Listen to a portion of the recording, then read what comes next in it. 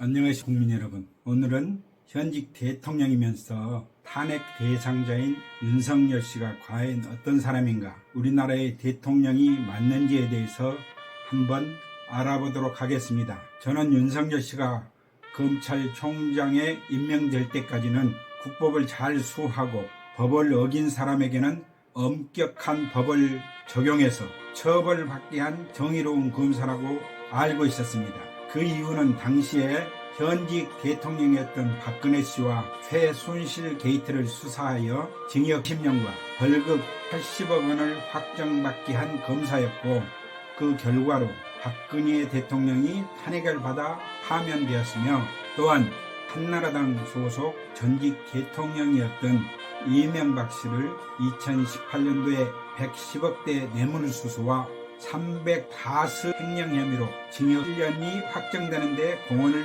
세웠던 강골 검사이면서 정의로운 검사로 알려졌기 때문입니다.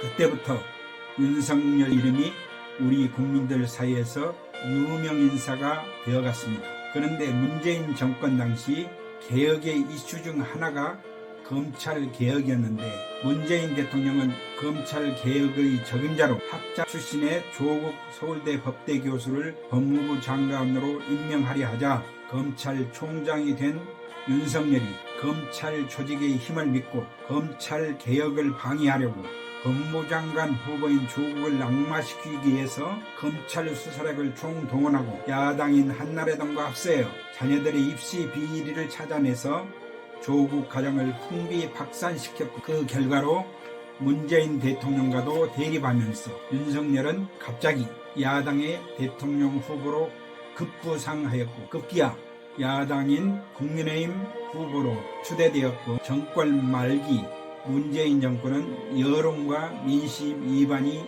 나타났습니다. 또한 여당 후보였던 이재명 씨는 각종 부정적인 여론으로 말미암아 대선 결과 77,077표 차이로 낙선하였으며, 윤석열 씨가 그때 대통령에 당선되었던 게 작품의 현실입니다. 하지만 저는 대선 과정에서 야당 후보였던 윤석열의 병역 정보를 보고 의문이 들었으며, 이재명 후보 측에서 병역 문제를 이슈로 삼으면 대선 승패가 갈릴 것으로 보았으나, 마찬가지로 이재명 후보 측에서도 병역 문제가 자유로울 수 없어서인지 제대로 대응을 못하고 대선에서 패배하고 말았습니다. 여기서 대선 결과를 잠깐 살펴보겠습니다. 총 유권자 419만 7,692명 비롯해 선거 자체에 무관심한 기권자 수가, 투표자 중 무효표가 두 후보자를 비롯해 선거 자체에 무관심한 기권자 수가 자그마치 유권자의 4분의 9,839명 9%에 해당되었고, 또 투표하신 분들 중에서 무효표가 10만 1,542명으로 발표되었습니다.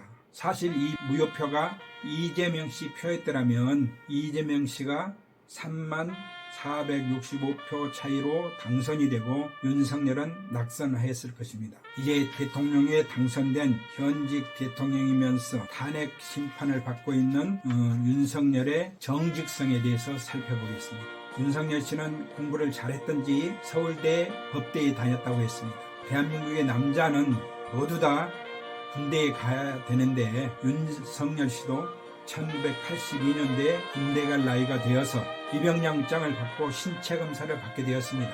우리 헌법에는 대한민국의 모든 남자는 병역 의무 대상자로서 징병검사를 받고 현역에 입대하든지 아니면 방위가 되든지 제1국민역으로 바로 편입되게 되었습니다. 그런데 윤석열의 신체검사 결과 그 사유가 부동시라고 군입대 면제 대상이 되어서 군대를 가지 않게 되었습니다. 저를 비롯한 정직한 국민들은 부동시가 무언지 그 당시만 해도 안 사람이 별로 없었을 것입니다. 그도 그럴 것이 부동시를 가진 사람이 거의 없기 때문입니다. 그런데 우리 국민은 윤석열 씨가 대선 후보가 되었을 때도 정직하고 강골 검사라고만 알았지, 대선 기간 짧았고 이재명 씨도 제대로 정점화를 못해서 윤석열이 어떤 사람인지 과연 그 실체가 뭔지 정확히 알지 못한 국민이 많았습니다. 정치형 이슈가 더 컸기 때문에 정권 교체 적임자로서 야당과 언론에 집중 조명되면서 윤석열의 정직성에 대해서는 크게 이슈가 되지 못했습니다. 하지만 시민단체와 언론은 윤석열이 제출한 입영 신체 검사 등 4개의 안과 자료를 보고 그의 정직성 여부에 대해서 검증에 나섰습니다.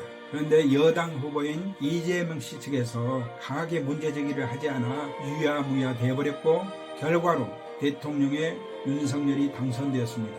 하지만 다른 사람은 문제제기를 강력하게 하지 않았지만 민주주의자이고 보수주의자인 저는 언론에 나타난 윤석열의 병역 문제가 정상이 아니라고 생각됐습니다. 왜냐하면 윤석열이 지금까지 4번에 걸쳐 신체 검사를 받았고 그 안과 자료를 제출했는데 첫 번, 2번, 3번, 4번 거쳐가면서 일관성이 없고 나이를 먹을수록 시력이 점점 좋아지다가 4번의 검사 중에서 처음 것과 나중 것만 시력 차이가 7. 이게 부동시잖아요. 부동시로 적혀있고 도저히 믿을 수가 없었습니다. 저는 대통령은 최소한 헌법과 법률이 정한 국민의 의무를 잘 이행한 사람이 대통령이 돼야 한다고 믿는 사람입니다. 그래서 강한 의문이 생겼습니다. 여러분 보십시오. 1982년 입영 신검 자료에 좌측 시력은 0, 우측 시력은 0채가 0, 이게 부동시랍니다. 그래서 부동시를 사유로 현역 입대 면제를 받았습니다. 그 후에 윤석열이 9번의 사법시험을 봤는데 2년 이상 그가 합격을 해서 1994년 검사 최초 임용을 받게 되었습니다. 그때 또 신체 검사 자료를 내게 되었는가 봐요. 그때는 좌측 시력이 0.2병 때는 0.8이었는데 0.7이 됐어요. 떨어졌어요. 근데 우측 시력은 이병 때는 0.1이었는데 0.5로 올라섰어요. 그래서 시력차가 0.2가 됐는데 이렇게 되면 군대에 가야 될 시력입니다. 또 그 뒤에 검사가 된 뒤에 7년 동안 검사 생활을 하다가 8년째 다시 재임용 대상이 되었는지 그때 또 신체 검사를 했어요. 그때 시력 검사를 쳤는데 좌측은 0.9 또 좋아졌습니다. 우측도 0.1 좋아졌어요. 근데 시력차는 0.1 됐어요. 정상이에요. 그러면 이 시력도 군대 갈 시력입니다. 그리고 나서 검사 생활 계속 하다가 7년 후에 문 대통령 윤석열을 검찰총장이 지명되었습니다. 검찰 되려면 국회 청문회를 거쳐야 되는데 그때 또 시력 검사 자료를 또 제출했어요. 그런데 좌측은 1.2 또 더 좋아졌습니다. 우측은 또 내려갔습니다. 그래서 시력 차이가 또 0.7이 됐어요. 그래서 이도 부동시잖아요. 4번의 시력 차이가 처음에는 이렇게 벌어졌다가 그 다음에 점점 좁아졌다가 또 대검찰총장이 됐더니 이렇게 시력차가 0.7이 됐습니다. 여러분 유기체를 우리 인간은 동물과 마찬가지로 나이를 먹을수록 시력 등 모든 기능이 떨어지게 돼 있어요. 근데 윤석열은 나이를 먹을수록 더 시력이 좋아지는데 갑자기 또 시력차가 0.7로 떨어졌어요. 이렇게 일관성이 없어요. 그리고 17년이 지난 대검찰총장 청문회에서는 0.7로 돼서 또 부동시라고 자료를 제출했어요. 9년대에 낸 자료는 연세대 세브란스 병원 안과 의사가 작성한 기록이라고 알고 있습니다. 이 안과 의사도 윤석열가 짜고 제출한 거예요. 그 당시 시민단체에서는 여야 모두가 참여하는 윤석열의 정확한 시력검사를 밝혀보자. 조절마비 굴절검사를 실시해서 공개하라고 그렇게 했는데 이재명 씨 측에서 이 문제를 강하게 제기하지 않으니까 정말 유야무야 되어버렸습니다. 여러분 서울대 법대생이요. 구두장원도 아니고 구수 최소 9년 이상 동안 매년 시험을 보다가 9년 만에 합격했는데 과연 윤석열이 10개월이 현역 군생활을 하고 전역했다면 사실 합격했을까요? 여러분 군대생활 30개월이면요 완전히 단절됩니다. 현역에 갔다 오신 우리 애국 동기들은 다 잘 알 겁니다. 아들을 군대에 보낸 부모님들도 모두 잘 아실 겁니다. 사시 공부를 하는 법학생이라면요 법학 공부 자체를 새로 시작해야 된다는 것을 너무도 잘 알 겁니다. 저는 32개월 20일 정도 군대 생활을 했는데요. 윤석열이 과연 30개월 군대 생활을 했다면 결단코 단연코 불합격했을 것이라고 장담합니다. 윤석열 자신도 30개월 현역 복무를 하고 나면 사시에 합격할 수 없을 것 같아서 그 당시 군의관과 담화바에서 부동시로 병행하고 9년 만에 겨우 사시에 합격하지 않았을까요? 그의 양심과 정직성으로 봐서는 그 당시 사시 합격도 실력으로 합격했는지 의문이 들 정도입니다. 그 당시에는 우리나라의 부정이 너무 심했거든요. 제가 2등병 때 사시험을 봤어요. 육학위에서 먼저 봤는데 그때 학과시험에 합격했어야 그래도 군대 장교로 갈 수 있는 계기가 생겼는데 그 당시에 우리 포대 진급하는데 1년 봉급을 쌓아다 줘야 한다고 부정이 너무 심해서 제가 산 가는 것도 포기해버렸습니다. 저는 지금도 윤석열이 병역 아니고 그 실제 시력이 부동시로 우긴다면 그 당시 군의관은 찾을 수 없고 또 생전 여부도 모르고 증거도 찾을 수 없으나 유일하고 현존하는 물증이 있습니다. 지금은 그것은 바로 윤석열의 양쪽 눈입니다. 지금 당장 여야 헌법재판소 국회의 동의하에 조절마비 굴절 검사를 실시해서 밝힌다면 틀림없이 부동시가 아니라고 밝혀질 겁니다. 저는 그때 대선 결과 윤석열이 대통령으로 당선되자마자 제가 사는 인천 경찰청에 2022년 4월 26일에 서류를 작성해서 선거법 위반과 위조 사무소 등의 행사 혐의로 처벌해 줄 것을 고소했습니다. 고소장 서류와 경찰청에서 통보한 서류는 제일 끝부분에서 제가 보여드리겠습니다.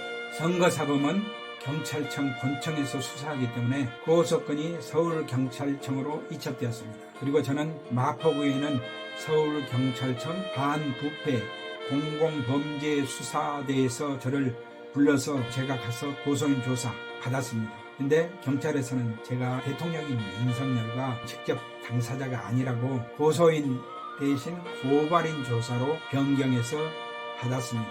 그러나 저는 지금도 대통령과 국민인 저는 직접 당사자라고 생각되므로 고소인이 맞다고 주장하고 싶습니다. 그렇지만 조사 결과 2002년 8월 18일자로 서울경찰청에서 수사 결과를 저에게 통보해 줬는데 불송치, 피의자에 대한 고발 각하 통보를 받았습니다.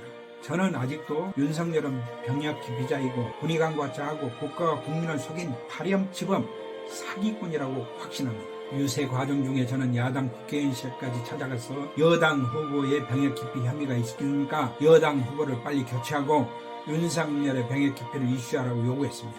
여당 후보가 누굽니까? 이재명 씨잖아요. 그 당시 여당 후보인 이재명 씨가 병역 의무에 자신이 있었으면 윤석열의 병역 의무 문제점을 제기하여 강하게 몰아붙였더라면 역전되었을 것이라고 확신합니다.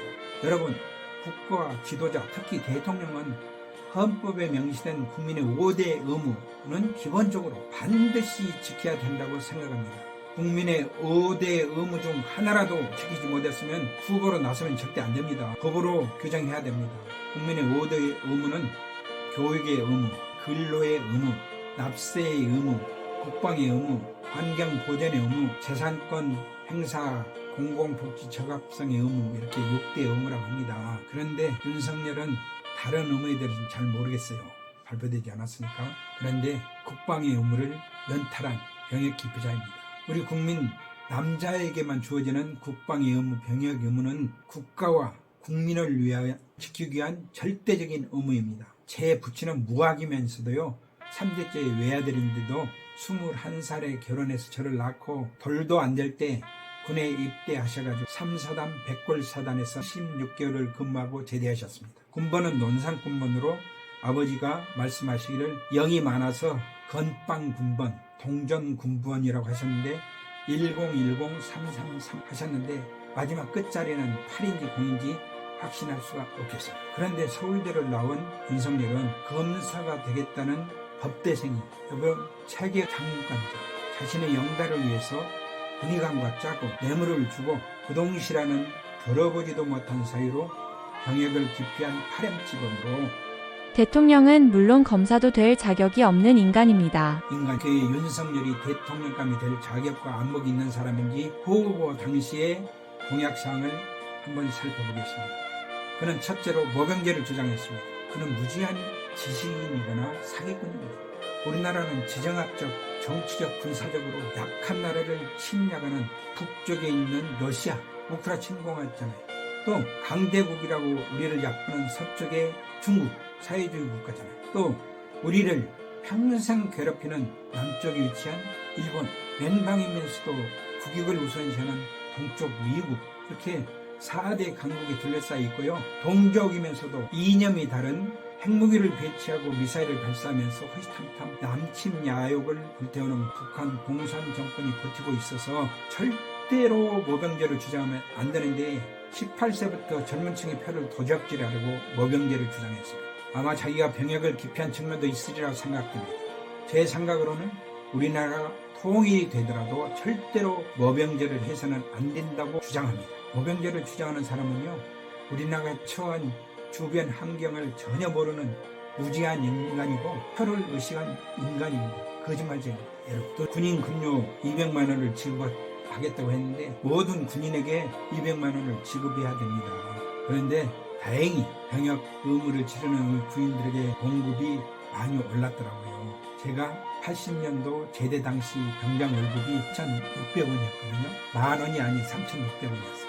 그런데 지금은 올해 2025년 군인 월급은 병장이 150만 원, 상병이 102만 원, 일병이 6만 원, 이병이 86만 원입니다. 거기다가 매일 준비금이라고 해서 55만 원씩 매월 적금해서 제대할 때 준다고 합니다. 그렇게 하면 올해 병장 봉급이 205만 원입니다. 정말 부인들에게 그나마 다행이라고 생각합니다. 셋째, 우리나라는 세계 제1인구 감소국이잖아요. 대한민국의 인구 증가를 위해서 한 해 쓰는 예산이요, 올해가 30조 원이랍니다. 30조 원. 여러분, 조를 한번 세봤습니까? 셀 수 없는 돈입니다. 그런데 인구 증가를 위해서 30조 원을 올해 예산으로 책정했습니다. 그런데 정작 대통령인 윤석열은 결혼을 했으면서도 이유가 어떻든 자식이 없는 인간입니다. 여러분, 이런 사람이 대통령이에요. 넷째, 이번 내란에서 보듯이 서울대 법대생, 검사 출신의 법률 전문가라고 할 수 있는 윤석열이 헌법 조문을 이해를 못해서 비상계엄을 선포하고 무기를 휴대해서 군대까지 동원해서 국회를 점령한 내란 죄를 범하고도 요새 하는 말이 무책임하게 국회의원들에게 겁주려했답니다. 도무지 납득이 안 가는 무식한 인간입니다. 여러분, 이번 탄핵 정국은요, 하나님이 만드신 것입니다. 정직하지 못한 윤석열을 단죄하고 윤석열과 가짜 보수들이 저지른 행태를 차마 볼 수 없어서 하나님이 개입하셨다고 저는 믿습니다. 정직한 지도자를 세우기 위해서 하나님이 개입했다고 저는 확신합니다. 여러분, 무당에게 지혜를 구하는 윤석열을 위해 기도하는 기독교인들 회개해야 됩니다. 여러분, 하나님과 대적한 자입니다. 무분별한 믿는 기독교, 영안이 잠긴 기독교 지도자 회개해야 합니다. 대신 기독교인들은 정직한 분별력을 구하는 기도를 해야 됩니다.